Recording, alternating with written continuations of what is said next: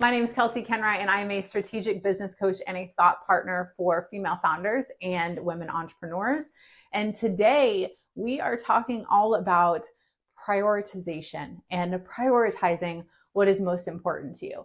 And before you're like, Kelsey, everything is important to me, I get it. You've probably heard the analogy about having a million balls in the air and identifying which are plastic and which are glass. Here's the problem with that analogy. When we're mothers and business owners, everything feels like glass. And so today I want to teach you my process in order to prioritize so that you can decrease your stress, decrease your overwhelm, and not feel so stretched thin between all of your responsibilities. So grab a notebook, grab a pen, take a seat. This one's going to be short, quick, and to the point. I just want to get right into it with you.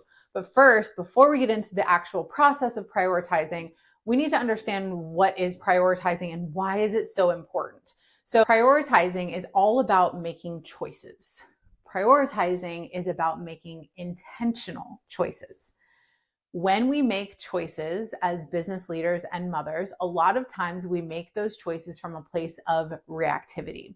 The issue with this is when we are being reactive, we aren't being intentional. And so before we get into the process of prioritizing, I first just want to remind you that what we need to do is we need to bring intentionality back, right? So when I think about my story and my path of self-destruction and where I ended up and why I was arrested 3 times, it was because I was making choices without thinking about the long-term effect of those choices. I was making choices, snap decisions in the moment from a place of reactivity, from a place of a lack of self-worth and self-confidence. And so in order to bring our intentionality back, we need to understand that when we make a choice, that choice isn't just about that moment or solving that problem or dealing with that thing at hand. There is a ripple effect that is bigger. And when you understand that every choice that you make needs to be intentional and needs to be filtered through lenses that are your personal and professional values, then you start making choices differently. The reason why we're not making choices this way is because we aren't giving ourselves the space to do so. So before we can go through any process, before we can really start thinking about bringing intention back to our choices, we have to think about how we're going to allow for and create space to do so. There is a number of my other videos that you can watch about managing your time, about working less hours, about the importance of creating space. So I suggest you check out some of the other videos, and those will help you to actually create the physical space that you need. This is more of a routine and a process that is ongoing versus something that you do once a week. But in order to create this process to where you are prioritizing in a way that makes you feel aligned and fulfilled, then you need the space to figure out what exactly that looks like and what exactly the choices would be, right? So we need to evaluate our tasks and our responsibilities, and we need to understand which of those things are most important, not from a short-term view, but from a long-term view. So the first thing in our process, this is going to be a 4-step process that I want you to go through. The first thing in this process is going to be to just reflect on your goals. When you're reflecting on your goals, I don't want you to just think about your professional and your business goals. I want you to think about your personal goals as well. And if you're like, personal goals, what even are those? I'm all about the business. This is where I've lived. This is what I've breathed. Then that's an invitation for you to start thinking about what you want to feel. Do you want to start exercising again? Do you want to start doing, weekly or monthly date nights with your partner? What is it that in your humanness and your heart that you need that is missing right now? When we're talking about making changes in our business, we have to think about the changes that we want to make in ourselves. And so we can't completely separate the two because we know there is overlap, especially as leaders, and who we are, our personal growth and our fulfillment, and how we show up for our team, our children, and anybody else who's watching us, right? So you need to reflect on what your values are and what your goals are. So your personal values and your business values likely overlap because you are the creator of your business. So what are the things that you value most? An example of this is in my business, one of our values is wholehearted loyalty. My clients are, and everything that I built is based on depth, meaning that when I work with somebody, I'm going to know the ins and outs of them as a human, the interworkings of their business, the infrastructure, their kids' names, their partners' names, because that depth and that attention to detail creates a better relationship in which we can make long-term change. And so I am committed to that wholehearted loyalty. I am in your corner, and I will call you out when you are not acting as your best self. I will call you up into being your best self. And that is something that I am committed to. So loyalty is one of my biggest values. That is a personal value. That's also a value in my business. And so I want you to sit down and think about, what do you value most? What are your personal values, and how do those float into your business? And then, are you currently aligned with those things? When you think about laying this stuff out, first your values and then your goals, this becomes your filtration system. So if you are not in alignment with, okay, am I being loyal, right? Am I being a loyal provider to my family, and am I being a loyal provider to, my clients and customers? So we have to think about and really take ownership of those values and what we value and how that's getting infiltrated into the business. And so that's why I say this becomes a filtration system. Your values and your goals, identifying those is the first step, because that's how we filter things in or filter things out. If something comes in that is not aligned with your values of your business or personally, then it's a no. If something comes in that is not aligned with a goal that you are working on, then it's a no, right? A lot of times we bury ourselves simply because we're saying yes to too much. And so this will give you a permission slip and a roadmap and a guide to what you say no to and what you say yes to. So first step is going to be to identify your personal and professional values and your personal and professional goals, okay? And don't overwhelm yourself. Don't overthink this. Even if you create, 3 to 5 in each area, that's plenty. Again, we're just trying to give you some boundaries, right? And a roadmap and a guide of parameters to stay within. And we can utilize this for that.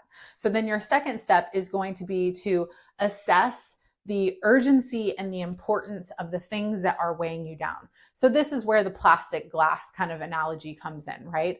What things that feel like glass, that's the disclaimer, that's the discernment we have to use here, is what things feel like glass that are actually plastic.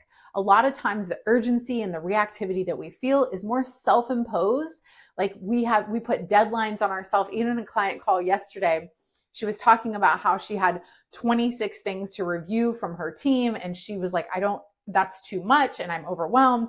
And I was like, go in or tell your team to go in and move the deadlines.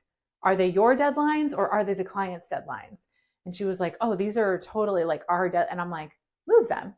And it's like these simple things that we know, but we have to be in control, and we have to remind ourselves that what goes on our to-do list, what projects we take on is by choice, right? And so you still have control. You need to exercise that control, and you need to do that by evaluating and assessing what is actually urgent, like what is something that a deliverable for a client that is a set day. What is, even if it's something that you're launching in your business, move the launch date. You have the power to do that. I'm giving you a full permission right now that if it's causing you so much stress to stick to certain turnaround times and deadlines, you need to assess that. And speaking of turnaround times, make sure you're assessing those too. Because if you feel like you need to be in your email every day to hold up a 24-hour response time, you can easily change in your email signature that you respond to emails once or twice a week and let people know that. And so a lot of it is just about clarity.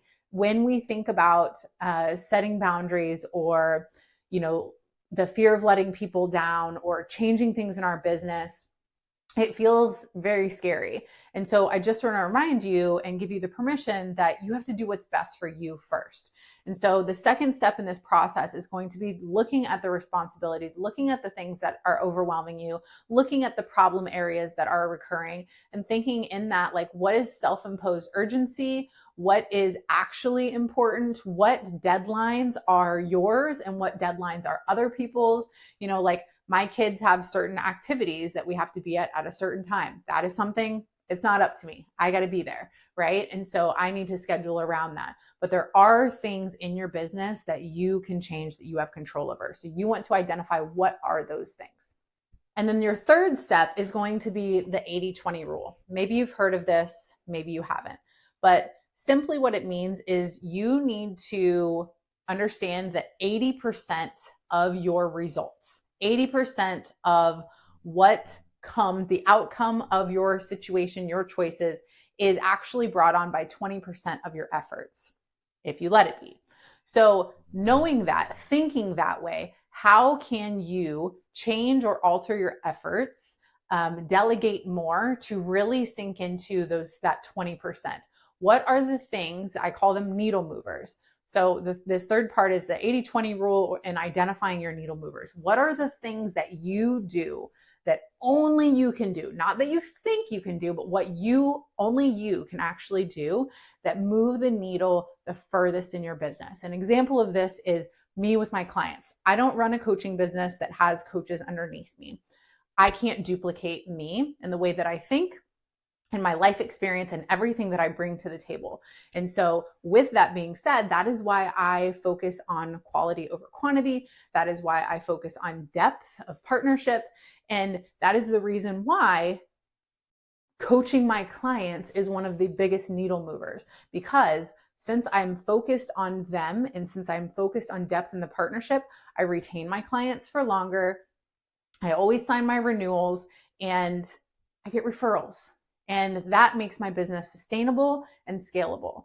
So think about what your needle movers are in your business and make sure that you are focusing on those things. And then the rest of the stuff that you're doing, can that be delegated? Can that be automated? Can that be changed in a process or a workflow that's kind of clunky right now? And then the fourth step of our process is the most fun step. It's going to be learning to say no. I know this is a hard one for a lot of people, but it is probably the most important part. And going back to the first step, you now have a guide that will help you and hold you accountable to what you say yes and no to. And so learning to say no is one of the most important things. I understand that there's FOMO. I understand that you're afraid of letting people down. I understand that you're afraid of failure. I understand that you don't want to miss out on opportunities because you want to succeed. But consider this: every time you say yes to something, you're saying no to something else. So if you know that you're saying no, you're saying yes to a potential opportunity that maybe falls outside of your work hours, but you're saying no to a dinner with your family, how often are you willing to do that? Right? Like for me, I shifted things in my business to where when I travel, and the majority of the events, I will only travel a certain amount of times a month, be away from my family. I also do that during the week. So I'm home on the weekends because my kids are in school during the week. And so there's different things that you can shift in the business that you have more control over, that again is just about you letting go of fear and letting go of scarcity so that you can thrive. It's not going to feel worth it to you if everything that you're doing because you're doing and it's a sacrifice for you that you think is for the long term. Yes, there are some moments in which we say, okay, this is an incredible opportunity. This would bring me, at least 100 new clients or new customers or something. Sure. But we have to put some parameters and boundaries around that. And that's what I want you to use that first step for. So make sure that we're saying no and we're not making decisions based on fear or scarcity. So this is going to be your process on how you prioritize. I want you to implement this process and definitely start thinking about what those goals and those values are, because that's, again, creating your guide and your roadmap. And then each of these other steps will fall underneath that. But you can go now. You've got your pen, you've got your notebook. Go now. Identify your goals, identify your values, assess the urgency and the importance of the task, what is self-imposed and what is other people's deadlines. Then go into that 80-20, identify your needle movers, and last but not least, put down some things on paper that you can start saying no to or remove from your plate right now. So thank you guys for listening. I hope this helps you to prioritize, decrease your stress, decrease your overwhelm, and I will see you next week.